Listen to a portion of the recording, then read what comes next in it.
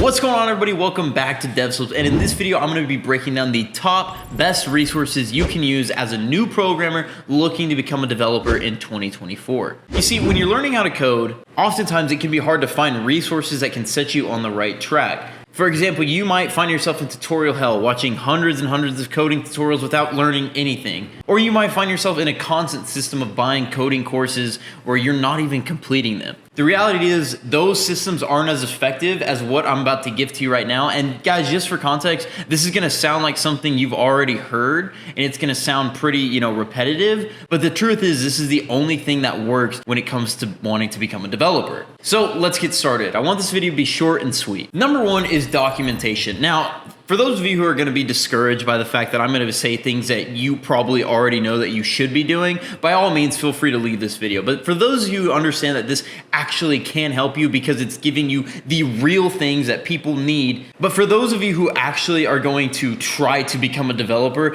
understand that these are the truthful things that you need in order to get where you want to be. If you're looking to have a great understanding of syntax and the programming language, the documentation is where you need to be. As programmers, you're not expected to be able to understand everything about a language. So having documentation open and being able to refer back to the docs and bring it into your code is going to be extremely beneficial for building projects. Think of documentation as the instruction manual to programming. If you buy a Lego set and you're just trying to put every piece together by looking at the picture, you're not going to know what you're doing. That's why you have the instruction manual right next to you to figure it out. Documentation can be in a sense of a user manual when it comes to the programming language that you're learning. So as you get stuck with whatever software you're wanting to build or use, or whatever object or function you're not familiar with, you can go to the documentation to help you have a better understanding of what you need to do. If you don't read documentation, you're going to find yourself running into a lot of errors that could be solved really quickly that's taking you more time to solve. You have no idea how many times we ask students in Devslopes Academy, hey, have you checked the docs on this? And we send them links to documentation that solves a problem that they're looking for. It just goes to show that documentation is gonna be your lifeline in code. Better than coding tutorials, better than coding courses, because it's literally a reference guide and like a legend for you to keep going back and forth to as you're working on your project. Next up is Stack Overflow. Stack Overflow is super helpful for those one-off questions you need to have. Hey, why can't I fix this bug? You search up what's going on with the problem, and you're gonna get tons of answers from people who have been in the exact same shoes of you and have run into the exact same problem and know the solution. I can't tell you how many times programmers use Stack Overflow to solve their problems.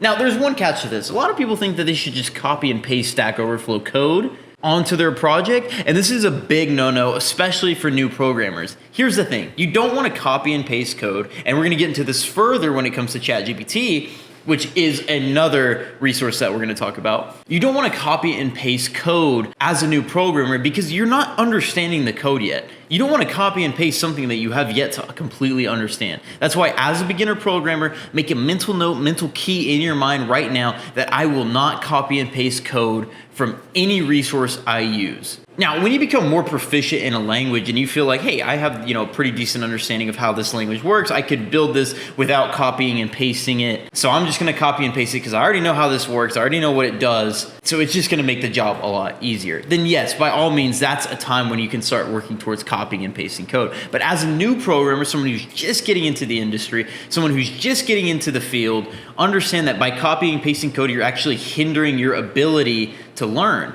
And this falls hand in hand with coding tutorials. That's why coding tutorials isn't going to be on this list, because tutorials is basically you looking at someone else's work and copying it over to your own place. And this isn't an effective solution if you're wanting to learn how to code the right way and you're wanting to learn how to code fast. Because by just copying something over, you're really not retaining any information and you're really not learning anything. Our next resource is coding challenges. Now, this is a little bit different, but it's super helpful. The idea of coding challenges is to help sharpen your brain and sharpen your data structure and algorithm skills, because this is what coding challenges are based around. Using things like Edibit or Code Wars are great resources if you're gonna get that daily coding challenge. Are good resources if you want that daily coding challenge that'll help your brain learn some new concept every single day, and it'll keep you sharp with data structures and algorithms.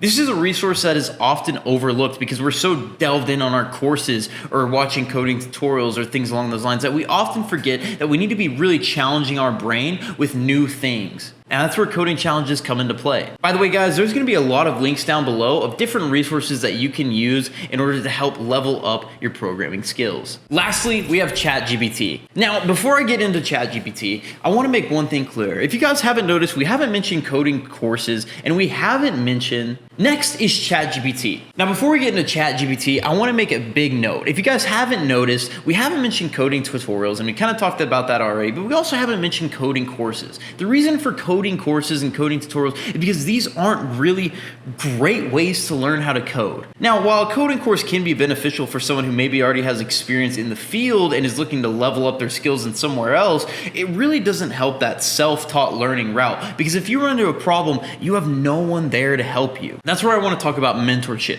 Mentorship is key in learning how to code, and it can be a great resource to you if you know nothing about code and you're wanting to, get into the field of programming. The reason we preach mentorship so much is because having someone who's been in your shoes and knows the exact way that you need to go with the exact path and roadmap and languages and knows every single problem that you're going to run into is very beneficial for any new programmer. So keep that in mind as you're learning as you go. If there's a point where you're like, man, dude, I am stuck, I'm tired of doing this by myself, try to find a mentor to help you. And if you want to learn more about mentorship, click the link down below. As well, there's another resource guide in there to help you get mentorship. Now, last is ChatGPT. Now, I'm a little skeptical when it comes to ChatGPT and code, and not skeptical in the sense that I'm against it, because I'm very, very not. You're gonna find out why it's so important in just a moment. But I'm more skeptical because people really abuse the way ChatGPT should be used. They either think, A, I have to use ChatGPT to build my entire piece of software, or they think, B, I'm completely against using ChatGPT and I can do this so much better. Both of these are things that you do not need to be thinking.